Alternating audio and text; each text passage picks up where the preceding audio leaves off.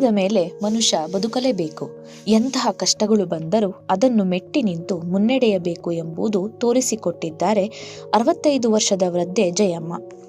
ಹಾಸನ ನಗರದ ಎಂಜಿ ರಸ್ತೆಯಲ್ಲಿ ಕಡಲೆಕಾಯಿ ವ್ಯಾಪಾರ ಮಾಡಿ ಜೀವನ ಸಾಗಿಸುತ್ತಿರುವ ಈ ಅಜ್ಜಿಗೆ ಇಳಿಯ ವಯಸ್ಸಿನಲ್ಲೂ ಸ್ವಾಭಿಮಾನದಿಂದ ದುಡಿದು ಬದುಕಬೇಕೆಂಬ ಹಂಬಲ ಮಾತ್ರ ಸ್ವಲ್ಪವೂ ಕಡಿಮೆಯಾಗಿಲ್ಲ.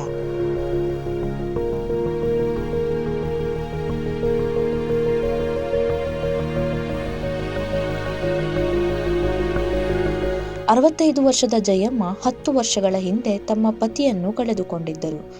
3 ಮಕ್ಕಳ ಪೈಕಿ ಒಬ್ಬ ಮಗನನ್ನು ಸಹ ಕಳೆದುಕೊಂಡಿದ್ದಾರೆ. ಮತ್ತೊಬ್ಬ ಮಗ ಬೆಂಗಳೂರಿನಲ್ಲಿದ್ದಾರೆ.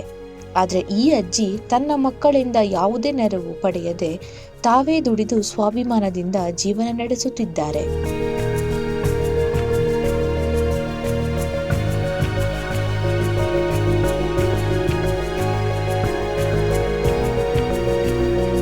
ಕಡಲೆಕಾಯಿ ಮಾರಿ ಜೀವನ ಸಾಗಿಸುತ್ತಿರುವ ಜಯಮ್ಮ ಆದಾಯ ಯಾವ ನೌಕರಿಗಿಂತಲೂ ಕಡಿಮೆ ಇಲ್ಲ. ಅವರು ಪ್ರತಿನಿತ್ಯ ಕಡಲೆಕಾಯಿ ಮಾರಿ ಸುಮಾರು 2,000 ರೂಪಾಯಿ ಆದಾಯವನ್ನ ಗಳಿಸುತ್ತಾರೆ. ಇದರಲ್ಲಿ ಎಲ್ಲ ವೆಚ್ಚಗಳನ್ನು ಕಳೆದರೆ ಪ್ರತಿದಿನ ಈ ಅಜ್ಜಿಗೆ 300 ರೂಪಾಯಿ ಲಾಭವಾಗುತ್ತದೆ. ಡೈಲಿ ಒಂದು 2,000 ಮಾಡ್ತೀನಿ, ಒಂದು 200 ರೂಪಾಯಿ 300 ರೂಪಾಯಿ ಉಳ್ಕೊಳ್ಳುತ್ತೆ. 300 ರೂಪಾಯಿ ಉಳ್ಕೊಳ್ಳುತ್ತೆ. ನಿಮ್ಮ ಕುಟುಂಬದ ಬಗ್ಗೆ ನಿಮ್ಮ ಕುಟುಂಬ? ನಮ್ಮಲ್ಲಿ ಯಾರೂ ಇಲ್ಲ, ನಾನು ಒಬ್ಬರೇ ಇರೋದು. ನಮ್ಮ ಮಗ ಬೆಂಗಳೂರಲ್ಲಿ ಅವರೇ, ಗಂಡ ಹೆಂಡತಿ ಮಕ್ಕಳು ಬೆಂಗಳೂರಲ್ಲಿ ಅವರೇ, ಇನ್ನೊಬ್ಬ ಸೊಸೆ ಮಗಳು ಇಲ್ಲೇ ಪಕ್ಕದಲ್ಲಿ ಅವರೇ. ನನ್ನ ಜೀವನ ಮಾಡಿಕತ್ತೆ.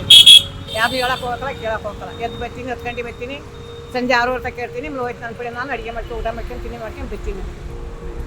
ಎಷ್ಟು ವರ್ಷದಿಂದ ಮಾಡ್ತಿದ್ದೀರಾ? 15 ವರ್ಷದಿಂದ ಮಾಡ್ತೀನಿ. 10 ವರ್ಷಗಳ ಹಿಂದೆ ತಮ್ಮ ಪತಿಯನ್ನು ಕಳೆದುಕೊಂಡಿರುವ ಜಯಮ್ಮ ಅಲ್ಲಿಂದ ಇಲ್ಲಿಯವರೆಗೆ ತಾವೇ ಮಾರುಕಟ್ಟೆಗೆ ಹೋಗಿ ಮಾರಾಟಕ್ಕೆ ಬೇಕಾಗುವ ಕಡಲೆಕಾಯಿಯನ್ನ ಖರೀದಿಸಿ ತರುತ್ತಾರೆ.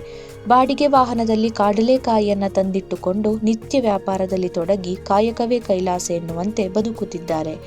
ಈ ಅಜ್ಜಿ ತಮ್ಮ ವ್ಯಾಪಾರಕ್ಕಾಗಿ ಸರ್ಕಾರ, ನೆರೆಯವರು, ಬಂಧುಗಳು ಸೇರಿದಂತೆ ಯಾರ ಸಹಾಯವನ್ನು ಪಡೆಯುತ್ತಿಲ್ಲ.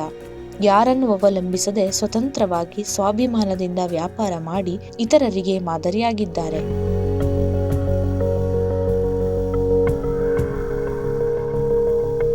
ಜಯಮ್ಮ ಕಡಲೆಕಾಯಿ ವ್ಯಾಪಾರಕ್ಕಾಗಿ ಯಾವುದೇ ಅಂಗಡಿ ಅಥವಾ ಮಳಿಗೆಯನ್ನ ಅವಲಂಬಿಸಿಲ್ಲ.